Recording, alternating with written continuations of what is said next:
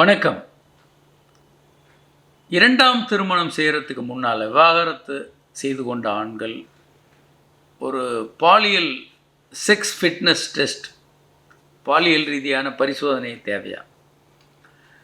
பொதுவாக இரண்டாம் திருமணத்தில் முதல் திருமணத்திற்கே நம்ம அதை தான் சொல்கிறோம். திருமண தயாரிப்புன்றது நம்ம நிறைய செலவுகள் பண்ணுறோம். எல்லாருக்கும் நகை எடுக்கிறது, ட்ரெஸ் எடுக்கிறது, ஊரை கூட்டி சாப்பாடு போடுறது, இதெல்லாம் வெளியே இருக்கக்கூடிய விஷயங்கள். உண்மையில் இந்த ஏற்பாடுகள் எதுவுமே திருமணத்தை காப்பாற்றாது. இப்போ டைவர்ஸ் அதிகமாகிட்டுருக்கு. 2-3 வருடங்களில் டைவர்ஸ் பண்ணுறவங்களோட எண்ணிக்கை ரொம்ப அதிகமாகுது. அப்போது திருமணத்திற்கான தயாரிப்புன்றது 2 விஷயங்கள் தான்.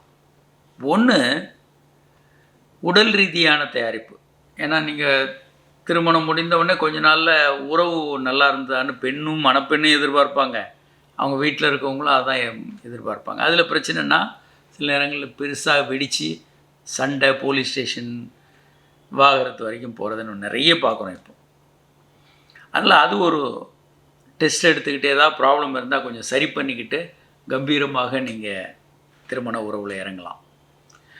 இரண்டாவது ரொம்ப முக்கியமான விஷயம் என்னென்னா, உறவுகள் பற்றி உங்களுக்கு புரிதல் வேணும். நமக்கு வாழ்க்கையில் என்றைக்குமே மனித உறவுகளை பற்றி நம்ம எங்கேயும் கற்றுக்கொள்கிறதில்ல. மனித உறவுகள் பற்றிய எங்கேயும் எப்போதும் நம்ம நிறைய ஆய்வுகளை கண்டுபிடிச்சி வச்சுருக்காங்க. ஆனால் எதுவுமே நமக்கு நேரடியாக நம்ம வாழ்க்கையில் பார்க்குறதில்ல. நம்ம உறவினர்கள் அவங்க போடுற சண்டைகள், அதே மாதிரி சினிமாவில் வர சண்டைகள், ரொமான்டிக் லவ் எல்லாம் தான் பார்க்குறோம். ஆனால் அது உண்மையில்லை. அதிலேருந்து எதையும் கற்றுக்கவும் முடியாது. நம்ம உண்மையான விஞ்ஞானபூர்வமான உறவுகள் பற்றிய உண்மைகள் நிறைய இருக்குது. திருமணத்திற்கு முன்பு இது கண்டிப்பாக மணமக்களுக்கு தெரியணும். இப்போ ஒரு எலக்ட்ரீஷியன், அவர் படிப்பே படிக்காமல் ஒருத்தர் எலக்ட்ரிக்கல் வேலை பார்க்க போகிறேன்னு கை வச்சார்னா ஷாக் அடிக்கும். பெரிய எலக்ட்ரிக்கல் ஏதாவது பெருசில் கை வச்சார்னா உயிரே போகிறதுக்கு வாய்ப்பு இருக்குது. அதுபோல் அது எதையும் விவரம் தெரியாமல் நீங்கள் போய் உறவுகளில் கை வைக்கும்போது ஷாக் அடிக்கும். அதனால தான் நிறைய பேர் பிரச்சனைகளை மாட்டுறாங்க. அப்போ உறவுகள் பற்றிய ஓரளவுக்கான ஒரு புரிதல் உங்களுக்கு இருக்கணும். அப்போ அதுக்கு திருமணத்திற்கு முன்பு நீங்கள் நிறைய படிக்கணும், தெரிந்து கொள்ளணும். இரண்டாவது, கிறிஸ்டியானிட்டியில் திருமணத்திற்கு முன்பு இந்த மாதிரி சில கோர்சஸ் இருக்குது. ஆனால் அது மதம் சார்ந்து நடத்துகிறாங்க. அதுலேயும் விஞ்ஞானபூர்வமாக நடத்துகிறதில்ல. ஆனால் அது பரவாயில்ல, ஒன்றுமே இல்லாததுக்கு அது ஓரளவுக்கு சில விஷயங்களை கற்றுக் கொடுக்குறாங்க. மற்ற எல்லாருக்கும் மற்ற தகுதியில் பார்க்குறாங்க. ஜாதி, மதம், ஜாதகம், உலகத்தில் இருக்க எல்லாத்தையும் பார்க்குறாங்க.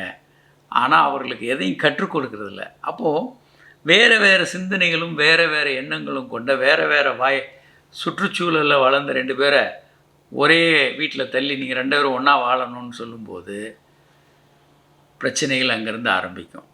அதனால தான் இவ்வளவு விவாகரத்துக்கள் அதிகமாகிக்கிட்டே இருக்குது. அப்போது திருமண உறவு பற்றி 2 கணவன் மனைவிக்குள்ள உறவுகள் பற்றியும் ஒரு புரிதல் ரொம்ப ரொம்ப அவசியம். அதற்கான கவுன்சிலிங் திருமணத்துக்கு முன்பாகவே அவங்க அட்டென்ட் பண்ணுறது ரொம்ப ரொம்ப முக்கியம்.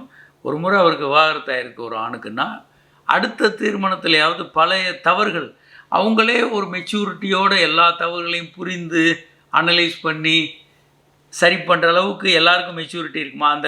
அந்த விஞ்ஞான கோணம் கிடைக்குமா? கிடைக்காது.